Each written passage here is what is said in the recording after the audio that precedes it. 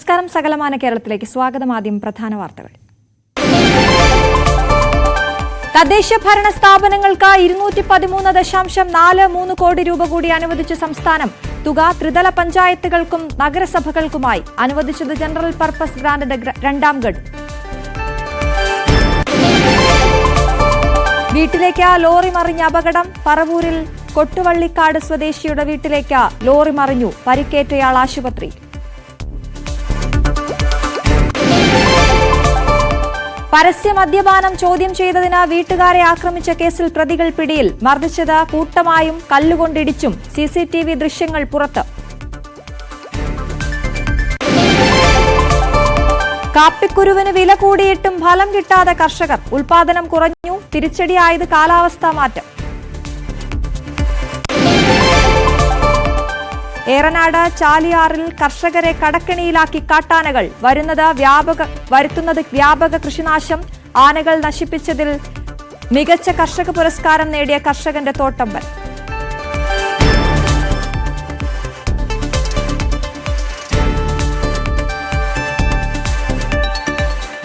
ഇപ്പോൾ നന്ദൻകോട് കൂട്ടക്കൊലപാതക കേസിൽ കേതൽ രാജയുടെ അഭിഭാഷകൻ സംസാരിക്കും.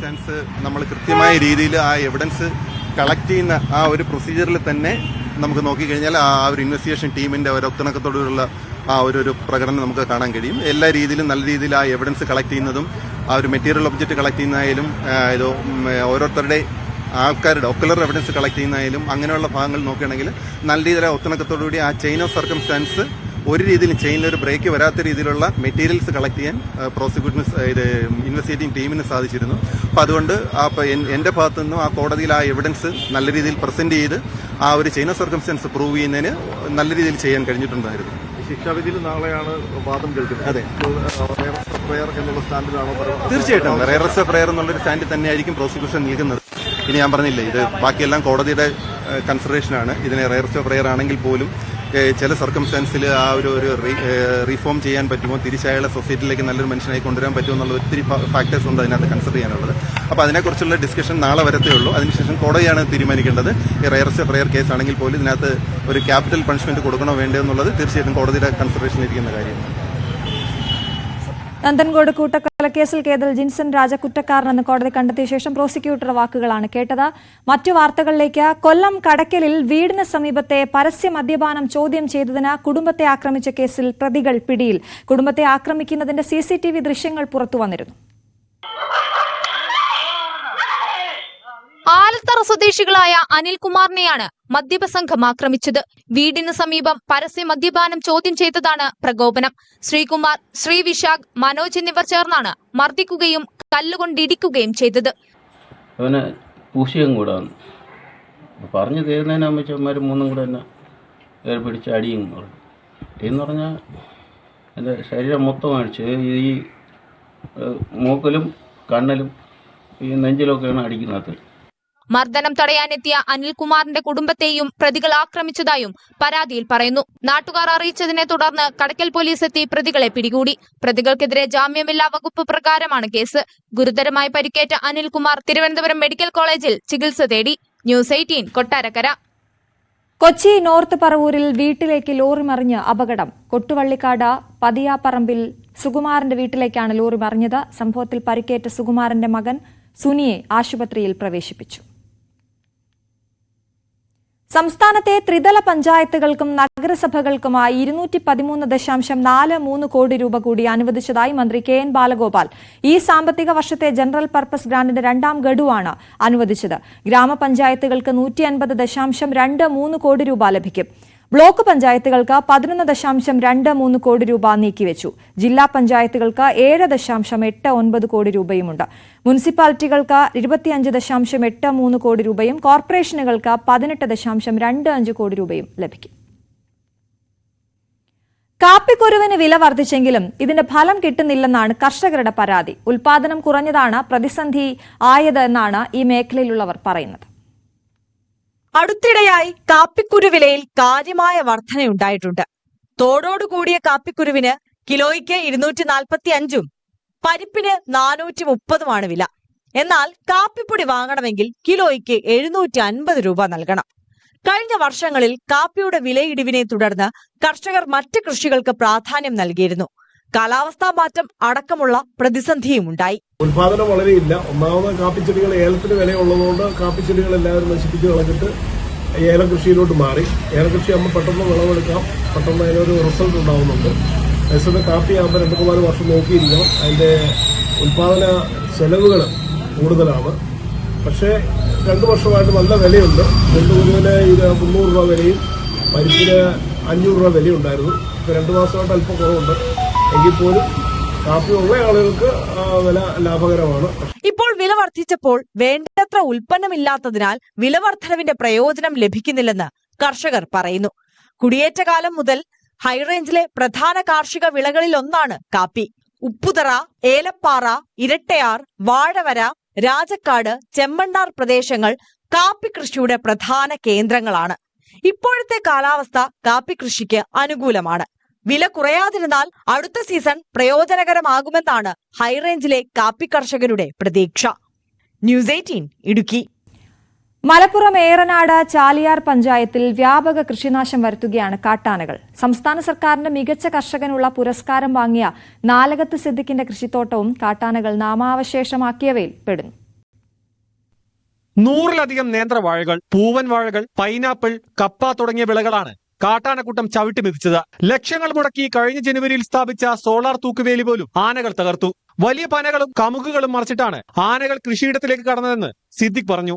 ഇപ്പൊ എന്താ വെച്ചാൽ ആത്മഹത്യന്റെ അതേ അവസ്ഥയിലാണ് ഇപ്പൊ ഞാനുള്ളത്. ഈ ഫണ്ടൊക്കെ ഉണ്ടാക്കുന്നത് പറഞ്ഞാൽ കടം വാങ്ങിയിട്ട് പലരിന്നും പട്ടിക്കും ബാങ്കിൽ നിന്നും പണയം വെച്ചും ഒക്കെ ഉണ്ടാക്കുന്ന ഫണ്ട് തിരിച്ചു കൊടുക്കാനാകുമ്പോൾ ആന നശിപ്പിച്ചാല്, അല്ലെങ്കിൽ സർക്കാർ അത് യഥാസമയം തരികയാണെങ്കിൽ എനിക്ക് കുഴപ്പമില്ല.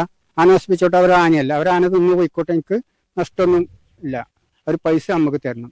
പല ഭാഗത്തും ചവിട്ടി ഒടിച്ചിട്ട് ഒരു ഭാഗത്തിൽ പല ഭാഗത്തും ഒരു പന മറച്ചിട്ടു, പിന്നെ കവുങ്ങ് നമുക്ക് മറച്ചിട്ടു, പലയിടത്തും ഇതിന്റെ ഇരുമ്പിന്റെ കാലുകൾ അതൊക്കെ ചവിട്ടി ഓടിച്ചു.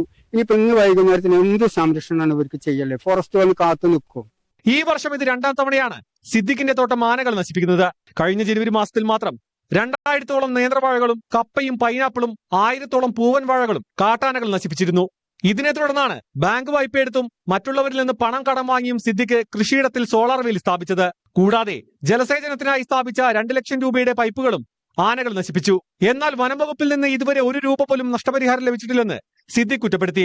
കാട്ടാനകൾ കൃഷി നശിപ്പിക്കുമ്പോൾ വനംവകുപ്പിലെയും കൃഷി വകുപ്പിലെയും ഉദ്യോഗസ്ഥർ സ്ഥലത്തെത്തി നാശനഷ്ടങ്ങൾ വിലയിരുത്തുന്നതല്ലാതെ യാതൊരു തുടർ നടപടികളും ഉണ്ടാകുന്നില്ലെന്നാണ് ഇദ്ദേഹത്തിന്റെ പരാതി. 25 ഏക്കർ സ്ഥലം പാട്ടത്തിനെടുത്താണ് സിദ്ദിഖ് കൃഷി ചെയ്യുന്നത്. വിളകൾ നശിച്ചതോടെ വലിയ കടബാധ്യതയിലാണ് ഈ കർഷകൻ. സർക്കാർ അടിയന്തരമായി ഇടപെട്ട് വനം വകുപ്പിൽ നിന്ന് നഷ്ടപരിഹാരം ലഭ്യമാക്കണമെന്നും അല്ലെങ്കിൽ ജീവിതം മുന്നോട്ട് കൊണ്ടുപോകാൻ സാധിക്കാത്ത അവസ്ഥയാണെന്നും സിദ്ദിഖ് വേദനയോടെ പറഞ്ഞു നിർത്തുന്നു. ന്യൂസ് 18 മലപ്പുറം. നിലമ്പൂർ ചോക്കാടൻ മലവാരങ്ങളിൽ മ്യൂക്കണ ഇനം കാട്ടുവള്ളികൾ വ്യാപകമായി പടർന്നു പിടിക്കുന്നത് വനമേഖലയ്ക്ക് ഭീഷണിയാവുകയാണ്. 100 കണക്കിന് ഏക്കർ വനഭൂമി ഇതിനോടകം ഈ അധിനിവേശ സസ്യത്തിന്റെ പിടിയിലായി കഴിഞ്ഞു. ചോക്കാട് 40 സെന്റ്, പുല്ലങ്കോട് മലവാരം എന്നിവിടങ്ങളിലാണ് മ്യൂക്കണ വള്ളികളുടെ അതിവ്യാപനം കൂടുതലായി കണ്ടുവരുന്നത്. ഈ പ്രദേശങ്ങളിലെ വലിയ മരങ്ങൾ ഒഴികെയുള്ള അടിക്കാടുകളും വിലപ്പെട്ട ഔഷധ സസ്യങ്ങളും പൂർണ്ണമായും നശിച്ചു.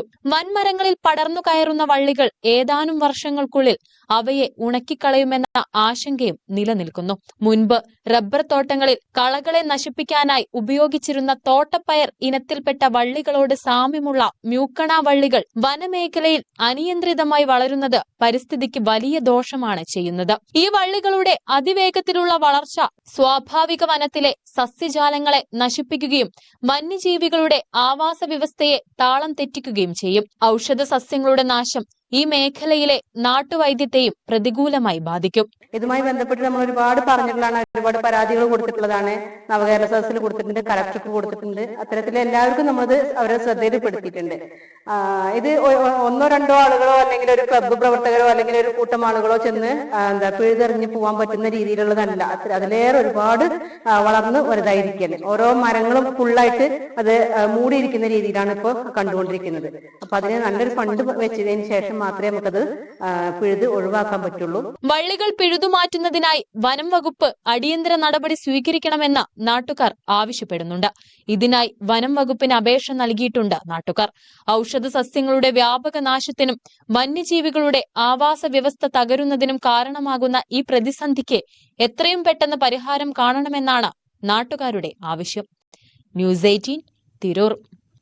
കാസർഗോഡ് ചെറുവത്തൂർ ടൗണിൽ വാഹനങ്ങൾ പാർക്കിംഗ് സൌകര്യത്തിനായി ബുദ്ധിമുട്ടുമ്പോൾ പഞ്ചായത്ത് പാർക്കിംഗ് ഏരിയ കുടിവെള്ള പദ്ധതി പൈപ്പുകൾ കൈയടക്കി. 1 വർഷത്തിലേറെയായി പൈപ്പുകൾ ഇവിടെ കൊണ്ടുവന്ന് തള്ളിയിട്ട് ഇപ്പോൾ പ്രദേശം മുഴുവൻ കാട് മൂടിയ നിലയിലാണ്. 2017-18 വാർഷിക പദ്ധതിയിൽ ഉൾപ്പെടുത്തിയാണ് ചെറുവത്തൂർ ഗ്രാമപഞ്ചായത്ത് പാർക്കിംഗ് ഏരിയ ഒരുക്കിയത്. ചെറുവത്തൂർ പടന്ന റോഡിൽ ടോൾ ബൂത്തിന് സമീപത്തായി 15 ലക്ഷം രൂപ ചെലവിലായിരുന്നു പാർക്കിംഗ് ഏരിയയുടെ നിർമ്മാണം. പക്ഷേ നഗരത്തിലെത്തുന്ന വാഹനങ്ങൾക്ക് പാർക്കിംഗ് ഏരിയ ഗുണപ്രദമായില്ല. ടൗണിൽ നിന്ന് അല്പം മാറി സ്ഥിതി ചെയ്യുന്നതിനാൽ പേ പാർക്കിംഗ് സൗകര്യം ജനങ്ങൾ വേണ്ട പോലെ ഉപയോഗപ്പെടുത്തിയില്ല. അതിനിടെയാണ് വിവിധ വാർഡുകളിലേക്കുള്ള ജലവിതരണ പദ്ധതിയുടെ പൈപ്പുകൾ ഇവിടെ ഇറക്കി വെച്ചത്. 1 വർഷത്തിലേറെയായി ആൾ പെരുമാറ്റമില്ലാത്ത പാർക്കിംഗ് ഏരിയ ആകെ കാട് മൂടിക്കിടക്കുകയാണ്. ഈ സ്ഥലത്ത് ഓപ്പൺ ജിംനേഷ്യമോ ഷട്ടിൽ കോർട്ടോ നിർമ്മിക്കാനാണ് ഗ്രാമപഞ്ചായത്ത് ഇപ്പോൾ ആലോചിക്കുന്നത്. കഴിഞ്ഞ കാലത്ത് നടത്തിയ ഈ ഒരു പാർക്കിംഗ് ഏരിയ സ്പോർട്സുമായി ബന്ധപ്പെട്ടുകൊണ്ടുള്ള ഒട്ടേറെ കായിക ഇനങ്ങൾ ഇതിൻ്റെ ഭാഗമായിട്ട് നമുക്ക് നടത്താൻ പറ്റുമെന്നൊരു വിശ്വാസമുണ്ട്. ഇൻഡോർ ഷട്ടിൽ കോർട്ട് അല്ലെങ്കിൽ ഓപ്പൺ ജിം എന്ന രീതിയിലേക്കുള്ള ഒരു ആശയം ഭരണസമിതി ഏറ്റെടുക്കുകയാണ്. അത് തുടർന്നുള്ള കാലയളവിൽ അത് നടപ്പാക്കാൻ വേണ്ടിയിട്ടുള്ള നടപടി പൂർത്തീകരിക്കുമെന്നും കൂടി അറിയിക്കുകയാണ്. പകരം സംവിധാനം എന്ന നിലയിൽ ടൗണിനോട് കുറച്ചുകൂടി അടുത്തു നിൽക്കുന്ന സ്ഥലം പാർക്കിംഗ് ഏരിയയാക്കി മാറ്റിയിട്ടുണ്ട്. 970 മീറ്റർ സ്ക്വയർ വിസ്തൃതിയിൽ വിശാലമായ പാർക്കിംഗ് സൗകര്യമാണ് തയ്യാറാക്കിയിരിക്കുന്നത്. 12,32,000 രൂപ എസ്റ്റിമേറ്റ് നിശ്ചയിച്ച പ്രവൃത്തി ഇപ്പോൾ അവസാന ഘട്ടത്തിലാണ്. പേ പാർക്കിംഗ് സൗകര്യമാണ് ഇവിടെയും ഒരുക്കാൻ അധികൃതർ ആലോചിക്കുന്നത്. ന്യൂസ് 18 കാസർഗോഡ്. കാസർഗോഡ് മടക്കര പഴയ ഫിഷ് ലാൻഡിംഗ് സെന്റർ അപകടാവസ്ഥയിൽ. 35 വർഷം മുൻപ് സ്ഥാപിച്ച കേന്ദ്രത്തിൽ വാർഫ് തകർന്ന് തുരുമ്പെടുത്ത കമ്പികൾ പുറന്തള്ളി നിൽക്കുകയാണ്. ഹാർബർ എഞ്ചിനീയറിംഗ് വിഭാഗത്തിന്റെ ശ്രദ്ധയിൽപ്പെടുത്തിയെങ്കിലും നടപടികൾ ഒന്നുമുണ്ടായില്ല. കാസർഗോഡ് ജില്ലയ്ക്കകത്തും പുറത്തും നിന്നായി 100-ലേറെ ബോട്ടുകൾ എത്താറുള്ള മടക്കരയിലെ പഴയ ഫിഷ് ലാൻഡിംഗ് സെന്ററിൽ വാർഫ് തൂണുകൾ പഴകി ദ്രവിച്ചിട്ട് കാലങ്ങളായി. അടിവശം തകർന്ന് തുരുമ്പെടുത്ത കമ്പികൾ പുറത്തേക്ക് തള്ളി നിൽക്കുകയാണ്. ഏത് സമയവും ഇവിടെ ഒരു അപകടം ഉണ്ടാകാം എന്നതാണ് അവസ്ഥ. വാർഫ് തകർന്നാൽ ഇവിടെ കെട്ടിയിടാറുള്ള ബോട്ടുകൾ കടലിലെത്തും. 50ഓളം ബോട്ടുകൾ മീനിറക്കിയ ശേഷം തകർന്ന വാർഫിനോട് ചേർന്നാണ് കെട്ടിയിടാറുള്ളത്. അറ്റകുറ്റപ്പണി സംബന്ധിച്ച് 2 വർഷം മുൻപ് ഹാർബർ എഞ്ചിനീയറിംഗ് വിഭാഗത്തിന്റെ ശ്രദ്ധയിൽപ്പെടുത്തിയെങ്കിലും നടപടികൾ ഉണ്ടായില്ല. ഇപ്പോൾ 2 വർഷമായിട്ട് ഞങ്ങളത് കൊടുത്തിട്ടാകുമ്പോൾ അവർ പറഞ്ഞു അത് ചെയ്യാമെന്ന് പറഞ്ഞു. അത് ഇതുവരെ കാണില്ല. അടിഭാഗം എല്ലാം ദ്രവിച്ച് പോയിക്കൊണ്ടിരിക്കുകയായിരുന്നു. ഏത് സമയത്തും നിലം പത്താൻ ഇടിഞ്ഞു പോകാനുള്ള സാഹചര്യമുണ്ട്. പിന്നെ അപ്പുറം ഹാർബർ വന്നതുകൊണ്ടാണ് ഇത് ശ്രദ്ധിക്കാതെ പോകുന്നത്. ഇവിടെ 35 ബോട്ടോളം ഇവിടെ ലാൻഡിങ് ചെയ്യുന്നുണ്ട്. ഇപ്പോൾ ഇവിടെ എല്ലാവർക്കും പണിയെടുക്കുന്ന ബോട്ടുകാർക്കെല്ലാം ലാൻഡിങ് ചെയ്യാനും വലപ്പണിയെടുക്കാനും എല്ലാം ഉപയോഗിക്കുന്ന സ്ഥലമാണിത്. 60 മീറ്ററാണ് നിലവിലെ വാർഫിന്റെ നീളം. ഇത് 150 മീറ്ററാക്കി മാറ്റണമെന്നത് വർഷങ്ങളായുള്ള ആവശ്യമാണ്. ഇതിനോട് ചേർന്ന് കിടക്കുന്ന ലേലപ്പുരയിലാണ് തൊഴിലാളികളുടെ വിശ്രമവും വല നന്നാക്കൽ എന്നിവയും നടക്കുന്നത്. തീരദേശ മീൻപിടുത്ത തൊഴിലാളികളുടെ ക്ഷേമം ഉറപ്പാക്കി മത്സ്യസമ്പത്ത് പരമാവധി കരയിലെത്തിക്കുക എന്ന ലക്ഷ്യത്തോടെ 1990-ൽ പ്രവർത്തനം തുടങ്ങിയ ഫിഷ് ലാൻഡിംഗ് സെന്ററാണ് ചെറുവത്തൂർ മടക്കരയിൽ തകർന്നു കിടക്കുന്നത്. ന്യൂസ് 18 കാസർഗോഡ്. പൊന്നാനി പുഴമ്പ്രത്തേക്ക് മാറ്റിയ ബീവറേജ് ഔട്ട്ലെറ്റ് ജനങ്ങളുടെ പ്രതിഷേധത്തെ തുടർന്ന് അടച്ചു. ബീവറേജ് പൂട്ടിയതോടെ അതിന്റെ ക്രെഡിറ്റ് ഏറ്റെടുക്കാനുള്ള മത്സരത്തിലാണ് LDFും UDFും.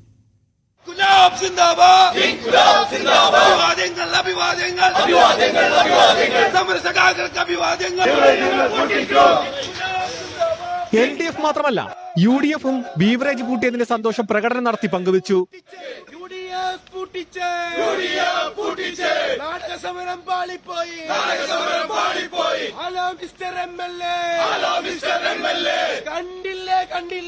11 ദിവസം നീണ്ട തുടർച്ചയായ പ്രതിഷേധത്തിനൊടുവിലാണ് പുഴമ്പ്രത്തേക്ക് മാറ്റിയ ചമ്മരോട്ടത്തെ ബീവറേജ് അടച്ചുപൂട്ടാൻ തീരുമാനിച്ചത്. നഗരസഭ ഭരിക്കുന്ന LDF ബീവറേജിനെതിരെ നടത്തിയ സമരം പ്രഹസനമാണെന്നും അടച്ചുപൂട്ടിയത് UDFന്റെ പ്രതിഷേധം കാരണമെന്നുമാണ് UDF അവകാശപ്പെടുന്നത്. പിണറായി സർക്കാർ കൊണ്ടുവന്നിട്ടുള്ള ഒരു മദ്യശാലയാണ് UDFന്റെ 12 ദിവസത്തെ സമരത്തിന്റെ അടിസ്ഥാനത്തിൽ ഇവിടെ അടച്ചുപൂട്ടിയിട്ടുള്ളത്. ഇവിടെ നടന്നിട്ടുള്ളത് നാടക സമരമാണ് CPM നടത്തിയിട്ടുള്ളത്. എന്നാൽ സർക്കാരിനെയും ഭരണ സംവിധാനങ്ങളെയും ഒക്കെ മറികടന്ന് ഉദ്യോഗസ്ഥരും കെട്ടിട ഉടമയും നടത്തിയ ഗൂഢാലോചനയാണ് ബീവറേജ് മാറ്റമെന്നും ഇതിനെ ചെറുത്തു തോൽപ്പിച്ചത് LDFന്റെ പ്രതിഷേധവും ഇടപെടലുമാണെന്നാണ് LDFന്റെ അവകാശവാദം. വളഞ്ഞ വഴിയിലൂടെ, കുറുക്കു വഴിയിലൂടെ ഇവിടെ കൊണ്ടുവന്ന് ജനങ്ങളുടെ മേൽ അടിച്ചേൽപ്പിക്കാനുള്ള വലിയ ശ്രമത്തെയാണ് ഈ പാർട്ടി ചെറുത്തു തോൽപ്പിച്ചത്. ഇത് മാതൃകയാണ് ആർക്ക്? ഇത്തരം ഉദ്യോഗസ്ഥ ദുഷ്പ്രഭുക്കൾ, സർക്കാരിന് നയത്തിനെതിരായി പ്രവർത്തിക്കുന്ന ഉദ്യോഗസ്ഥർക്കുള്ള സമര പോരാട്ടമായിട്ടാണ് ഇതിനെ കാണേണ്ടത്. എന്നാൽ പതിവ് പോലെ രാവിലെ മദ്യം വാങ്ങാൻ വന്നവരാണ് ബീവറേജ് മുന്നറിയിപ്പില്ലാതെ പൂട്ടിയതോടെ വെട്ടിലായത്. അതിലെ പ്രതിഷേധം പലരും പങ്കുവയ്ക്കുകയും ചെയ്തു. ബുദ്ധിമുട്ടാണ്, വളരെയധികം ബുദ്ധിമുട്ട്. ഒരുപാട് ആൾക്കാർ ഇത് വേദനാതരകത്തോടുകൂടി നിൽക്കുന്നുണ്ട്. അവിടെ തുറക്കും എന്നുള്ളൊരു വിശ്വാസം തന്നെയാണ് എനിക്ക് പറയാനുള്ളത്.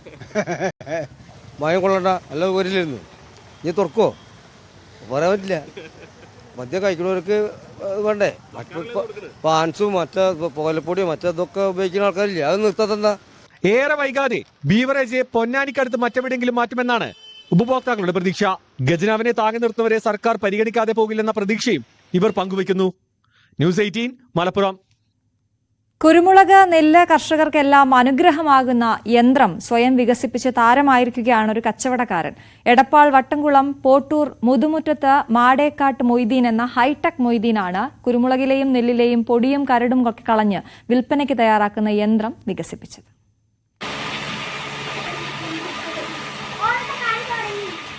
ചെറിയ വിദ്യാഭ്യാസം മാത്രമുള്ള മൊയ്തീന് തേങ്ങ, അടക്ക, കുരുമുളക് കച്ചവടമാണ് ജോലി. ജോലിയിൽ തനിക്ക് ഏറെ ആവശ്യമുള്ള കാര്യങ്ങൾക്കുള്ള പരിഹാരമാണ് മൊയ്തീൻ സ്വയം കണ്ടുപിടിച്ചത്. 1.5 HP motor, net roll, rice മില്ലിൽ ഉപയോഗിക്കുന്ന ചില സാധനങ്ങൾ എന്നിവയെല്ലാം ഉപയോഗിച്ചാണ് മൊയ്തീൻ ഈ യന്ത്രം ഒരുക്കിയത്. 1000 കിലോ കുരുമുളക് വൃത്തിയാക്കാൻ 3-4 പേർക്ക് ഒരു ദിവസം മുഴുവൻ വേണ്ടിവരുമെങ്കിൽ മൊയ്തീന്റെ യന്ത്രത്തിന് ഇതിന് മണിക്കൂറുകൾ മാത്രം മതി. കുരുമുളക് തോക്കയും പൊടിയും വേർതിരിച്ചിട്ട് വിൽക്കാനും ഗാർബിൾ ചെയ്ത് വിൽക്കാൻ പറ്റും. അതായത് വേറെ സ്പീഡിൽ പെട്ടെന്ന് വിൽക്കാൻ പറ്റും. ഗാർബിൾ ചെയ്യാനാണ് ഇതിന്റെ ഈ മെഷീൻ ഉപയോഗിക്കുന്നത്.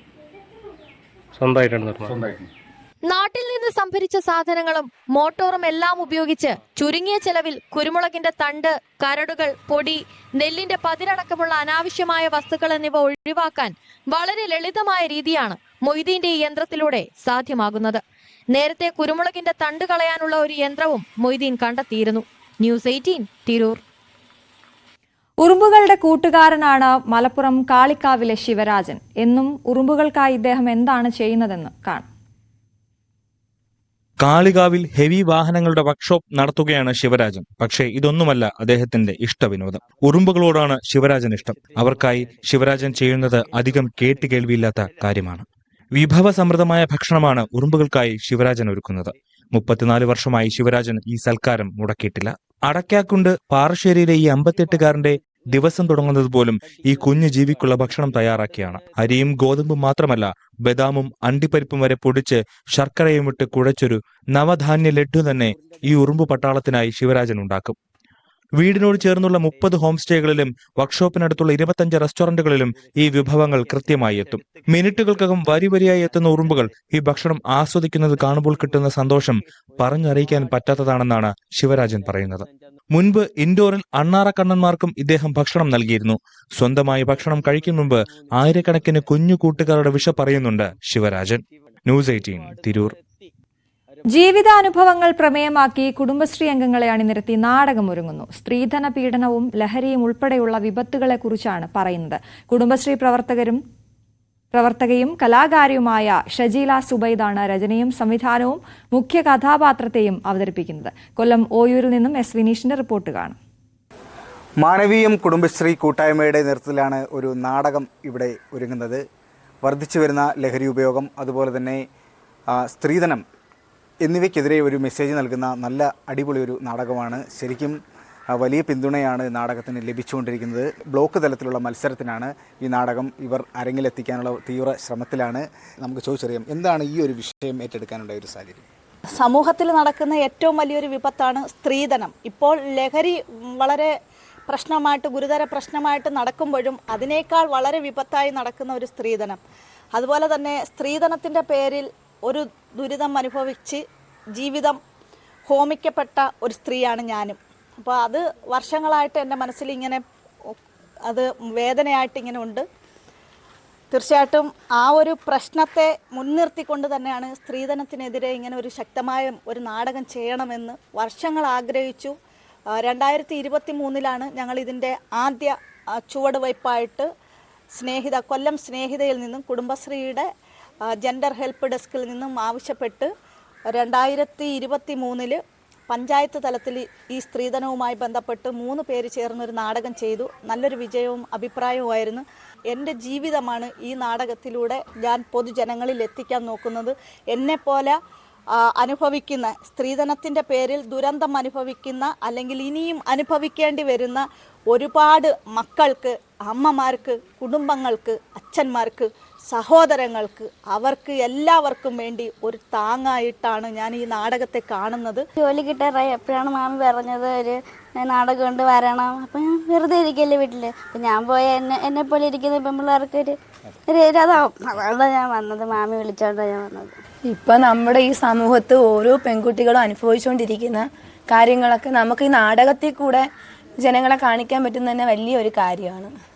എനിക്ക് എങ്ങനെയെങ്കിലും നല്ലതുപോലെ ഇത് നടന്നു പോകണമെന്നേ ഉള്ളൂ, അതാണ് ആഗ്രഹം. ഞാനൊരു അംഗൻവാടി ടീച്ചറാണ്. പിന്നെ സജിലെ വിളിച്ച് ഞാൻ ഇപ്പോൾ കുടുംബശ്രീയിലുണ്ട്. അങ്ങനെ ഈ ലഹരിയെക്കുറിച്ചും പിന്നെ സ്ത്രീധനത്തെക്കുറിച്ചും എപ്പോഴും നമുക്ക് ക്ലാസ് എടുപ്പാണ്. നമ്മൾ പൊതുജനങ്ങളിൽ ഇത് എത്തുമല്ലോ എന്നൊരു നല്ലൊരു അഭിപ്രായം കൊണ്ടാണ് ഞാൻ ഈ നാടകത്തിന് ചേർന്നത് തന്നെ. ശരിക്കും ജോലിയുണ്ട്, അതുപോലെ തന്നെ വീട്ടിലെ ജോലികളുണ്ട്. അപ്പോൾ ഇതിനിടയ്ക്ക് എപ്പോഴാണ് ഇതിന്റെ സമയം കണ്ടെത്തുന്നത്? അതിനുള്ള സമയം ഞാൻ കണ്ടെത്തി എന്തായാലും എനിക്ക് രംഗത്ത് ഗസ്റ്റിലേക്ക് കയറാനുള്ള ഒരു അവസരം സജില്ല ഒരുക്കി തന്ന്. ദുരന്ത്യം പ്ലസ് എന്നാണ് ഈ നാടകത്തിന്റെ പേര്.